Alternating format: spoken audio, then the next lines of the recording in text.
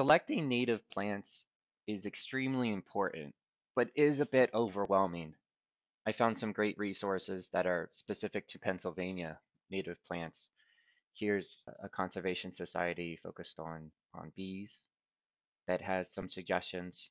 My local conservation trust, Willistown, has a starting place, staff picks, and then Penn State Extension has many recommendations, of course, wildflowers and grasses that go together.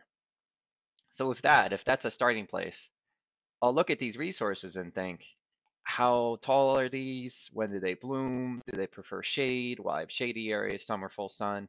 With such a lookup tool that we're looking at here, we can see, okay, here's how tall they are, 3 to 6 feet. Here's when they bloom. So I actually found a flower that blooms in March, and some flowers that bloom all the way through November. And maybe I look at just the grass or just the flowers that are suggested. Maybe I'm trying to select something that's shade tolerant. I'll click shade. And this is just the starting place. So if I want to learn more, I can click. And as I click, it will take me to Wildflower, Wikipedia, places to buy it. So if I click Wildflower, yeah, the butterfly milkweed, click here, takes me to that resource. So this is just an entry point to very good resources. There's different suggested by recommendations, right? The ones that are most recommended by the most resources are on the top here. That's how it's sorted. So this butterfly milkweed, coneflower, New England aster, they're well recommended across various resources.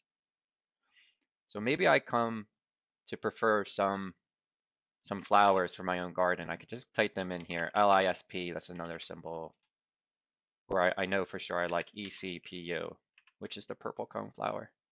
If I select only plants I like, it will take into consideration what symbols I put here, and then I can visually see what's going to bloom when and how tall are they. This is just a visualization that relies on a Google Sheet. Very simple. It's just listing out the recommendation, who recommended it, some data on the plants, and it's still a work in progress. There's some data points I still need to populate. When they bloom, do they prefer shade? All of that.